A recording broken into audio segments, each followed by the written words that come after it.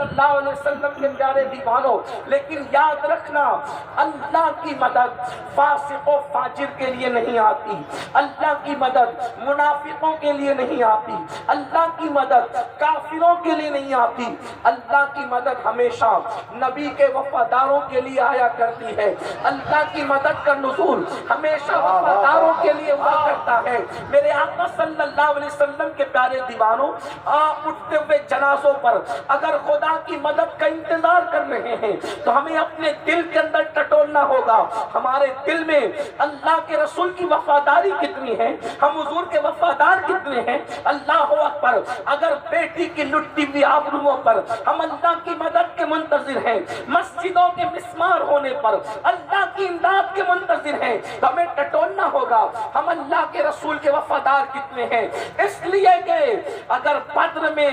313 کی امداد کے لیے ہزاروں فرشتوں کو لے کر روح القدس نازل ہوتے ہیں تو وہ رسول کے غداروں پہ نازل نہیں ہوئے تھے، بلکہ وہ نبی کے وفاداروں پہ نازل ہوئے تھے۔ صلی اللہ علیہ وسلم کے پیارے دیوانوں، اگر کربلا میں خدا کی مدد تھی تو غداروں کے ساتھ نہیں تھی بلکہ وفاداروں کے ساتھ تھی۔ ابراہیم پر نار نمرود گلزار ہوئی تھی تو جناب ابراہیم نے مکمل طور پر وفا کا حق ادا کیا تھا، تب اللہ کی مدد نازل ہوئی تھی۔ اب ہمیں یہاں پر صرف اتنا فیصلہ کرنا ہے، تحفظ ناموس رسالت کے نام پر ہزاروں کی تعداد میں جمع ہونے والوں، یہ بات پہلے میں بالکل واضح کر دوں، یہ مجمع نہ امین القادری کے نام پر آیا ہے، یہ مجمع نہ حضرت محبوب گوہر کے نام پر آیا ہے، نہ یہ مجمع خطبہ اور علماء کے نام پر آیا ہے، یہ مجمع صرف اور صرف مصطفیٰ جان رحمت کی ناموس کے نام پر آیا ہے، یہ حضور کے نام پر آیا ہے۔ واللہ مسلمان اپنے نبی کا اتنا وفادار ہے کہ اگر مرنے والے کو نبی پاک کے نام پہ اٹھایا جائے تو مرنے والا بھی حضور کے نام پہ اٹھ کے کھڑا ہو سکتا ہے۔ اس لیے کہ حضرت پیر نصیر الدین نصیر کہتے ہیں قبر کی نیند سے اٹھنا کوئی آسان نہ تھا، قبر کی نیند سے اٹھنا کوئی آسان نہ تھا، ہم تو محشر میں انہیں دیکھنے آئے۔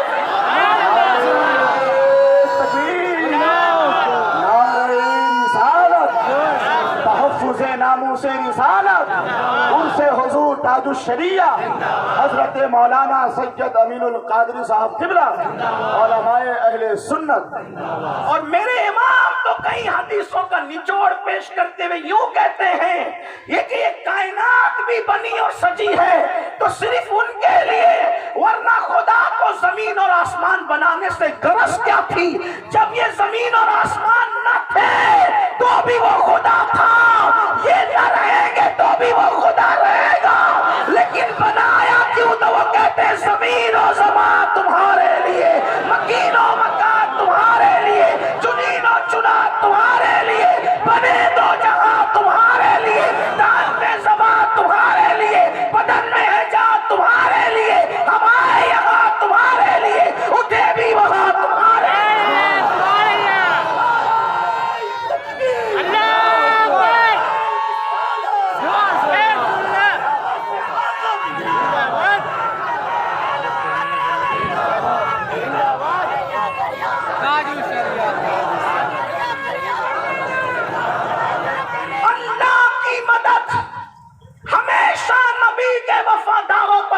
ہوتی ہے،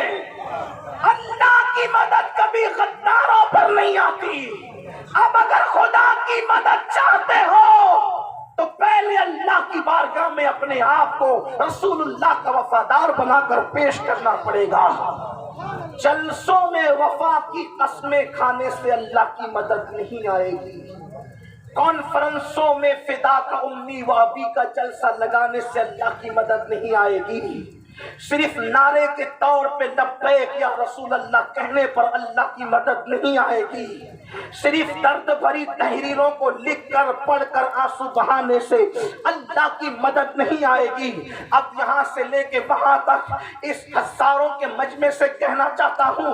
اگر اپنے آپ کو نبی کا وفادار سمجھتے ہو اور حضور کی ناموس کو تحفظ دینے کے لیے آئے ہو، ناموس رسالت کو تحفظ فراہم کرنے کے لیے آئے ہو، مطلب یہ ہیں آپ یہ کہنا چاہتے ہیں کہ یا رسول اللہ ہم آپ کی عزت کی حفاظت کریں گے اسی لیے آپ آئے ہیں، لیکن اب میں یہاں پر آپ سے سوال کرنا چاہتا ہوں، وہ قوم اپنے نبی کی عزت کی حفاظت کیسے کر سکتی ہے جس نبی کے والدین کے نام ان لوگوں کو پتہ نہ ہو؟ جس قوم کو اپنے نبی کے ماں باپ کا نام پتہ نہ ہو وہ قوم اپنے نبی کی عزت کی حفاظت کیسے کرے گی؟ جس قوم کو اپنے نبی کی بیویوں کے نام پتہ نہ ہو وہ قوم اپنے نبی کی عزت کی حفاظت کیسے کرے گی؟ جس قوم کو اپنے نبی کی ولادت اور وصال کی جو ہے وہ تاریخ کے متعلق مکمل طور پر معلوم نہ ہو وہ قوم اپنے نبی کی عزت کی حفاظت کیسے کرے گی؟ میرے آقا صلی اللہ علیہ وسلم کے پیارے دیوانوں،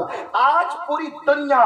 جو رسول اللہ پر بھونک رہی ہے اس کی سب سے بڑی وجہ یہ ہے کہ دنیا جانتی ہے مسلمانوں کا تعلق ان کے رسول سے صرف ٹمٹماتے ہوئے چراغ کی طرح رہ گیا، ان کا رسول اللہ سے تعلق کیا رہ گیا ہے؟ جو قوم اپنے نبی کے نام پر فجر کی نماز میں 10 منٹ کی نیند قربان نہیں کر سکتی وہ قوم اپنے نبی کے نام پر جان کیا قربان کرے گی؟ اللہ اکبر! دنیا سمجھ چکی ہے سارے معاملے کو، دنیا سمجھ چکی ہے ساری بات کو، اس لیے وہ لوگ بہت بے باکی کے ساتھ بھونک رہے ہیں۔ ورنہ پوچھنا چاہتا ہوں، دنیا تو آج بھی وہی ہے، بلکہ آج تو مسلمان پوری دنیا میں 250 کروڑ ہے۔ آخر عمر ابن خطاب کے دور میں تو مسلمان مٹھی بھر تھے، اس دور میں کوئی رسول اللہ کی توہین کا کیوں سوچ نہیں سکتا تھا؟ آخر صلاح الدین ایوبی کے دور میں کیوں مسلمانوں کے درمیان